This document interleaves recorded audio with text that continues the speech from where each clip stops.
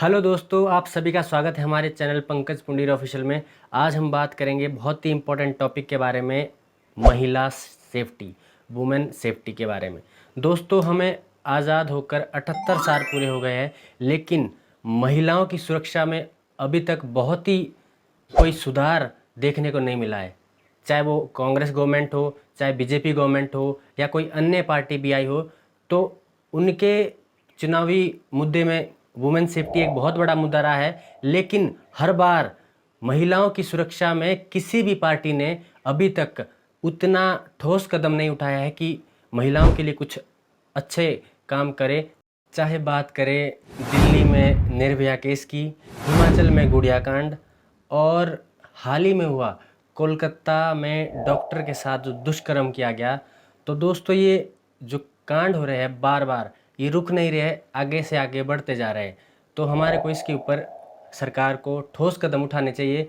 दोस्तों, कई ऐसे एग्जाम्पल है जो हमारे सामने आए हैं, लेकिन इससे ज़्यादा कई ऐसे केसेस हैं जो दबा दी जाते हैं किसी नेता के प्रेशर के कारण या कोई अपने फैमिली के प्रेशर के कारण। दोस्तों, 2014 में जब इलेक्शन हुए तो कांग्रेस के हारने का मेन कारण वीमेन सेफ्टी भी बहुत बड़ा कारण रहा। बीजेपी ने अपना नरेंद्र मोदी जी आए और उन्होंने ऐसे कई स्लोगन दिए, बेटी बचाओ बेटी पढ़ाओ, और भी कई ऐसे स्लोगन दिए कि हम महिलाओं की सुरक्षा में कार्य करेंगे। और कांग्रेस की पिछली सरकारों ने उतने अच्छे कार्य नहीं किए, इसलिए मोदी जी को लाया गया। तो दोस्तों, 2012 में जो केसेस आए थे 24,923, लेकिन 2014 में केसेस बढ़कर 36,000 हो गए, और बढ़ते बढ़ते तो 2020 में 28,000 केस, 2021 में 31,677 केस, 2022 में 31,516 केस, और दोस्तों 2023 में अभी का डाटा नहीं आया है, लेकिन 2023 में हम 35,000 के आसपास केसेस दर्ज होने वाले हैं। तो दोस्तों, महिलाओं की सेफ्टी की हालत हम इससे पता लगा सकते हैं कि दिन प्रतिदिन खराब होती जा रही है। चाहे कांग्रेस सरकार आई, चाहे बीजेपी गवर्नमेंट आई, चाहे कोई अन्य गवर्नमेंट आई, लेकिन वीमेन सेफ्टी में किसी ने कोई कदम नहीं उठाए। अगर कोई केस आज दर्ज हो जाता है तो 10 साल 20 साल लंबा इतना केसेस चल जाता है कि मुजरिम फाइलों में ही दम तोड़ देता है। तो दोस्तों, इसके ऊपर सख्त कदम उठाने की ज़रूरत है, तभी हमारे देश में महिलाओं को सुरक्षित किया जा सकता है।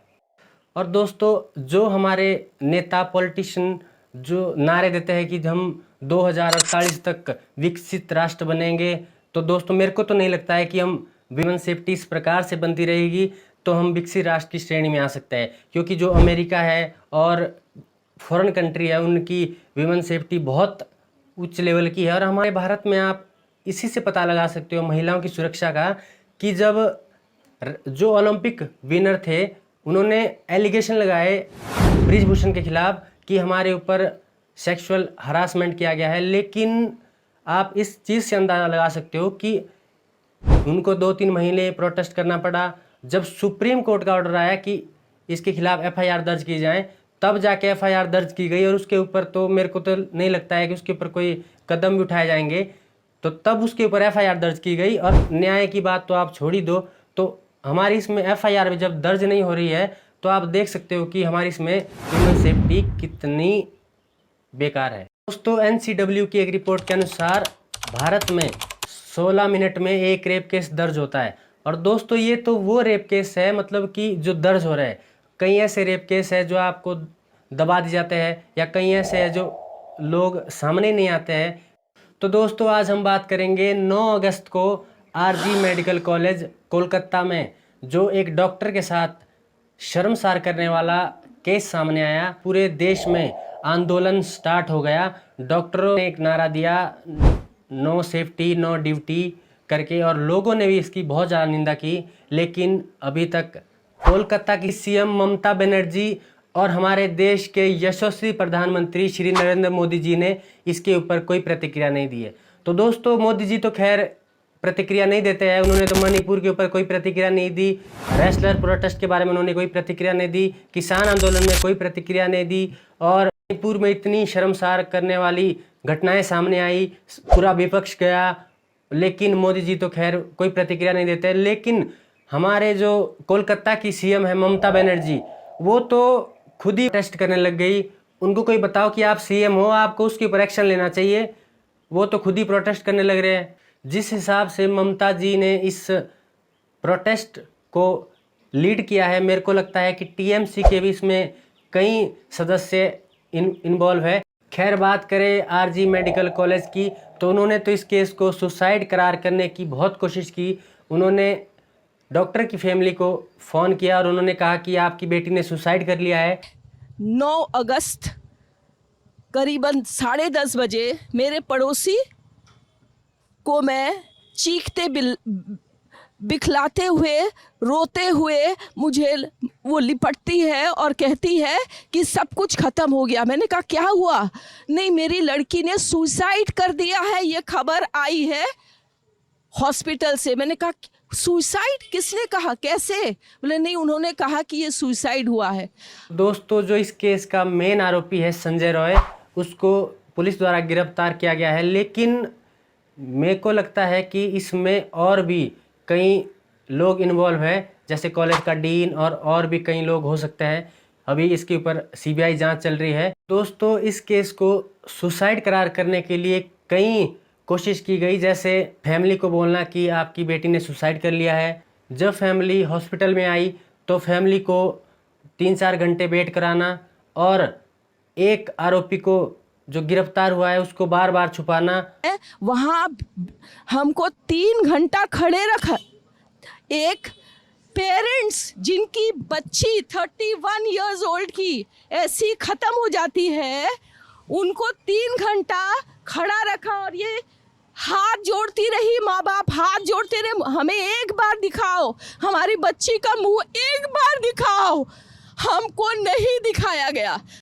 जिस तरह से डॉक्टर के साथ दुष्कर्म किया गया है, ये इशारा करता है कि उस कॉलेज में और भी ऐसे कई केसेस हो सकते हैं और भी ऐसे कई आरोपी हो सकते हैं। एक आरोपी संजय रॉय इसमें जो पकड़ा गया है वो नहीं हो सकता। कॉलेज का डीन और भी कई कॉलेज का स्टाफ उसमें इन्वॉल्व हो सकता है, क्योंकि एक आरोपी एक डॉक्टर को जिसकी स्पाइनल कॉर्ड तोड़ दी गई हो और पैर बिल्कुल राइट एंगल में मोड़ दिए गए हो, बच्ची का शरीर में कोई कपड़ा नहीं था, पैर दोनों राइट एंगल में मिला गया।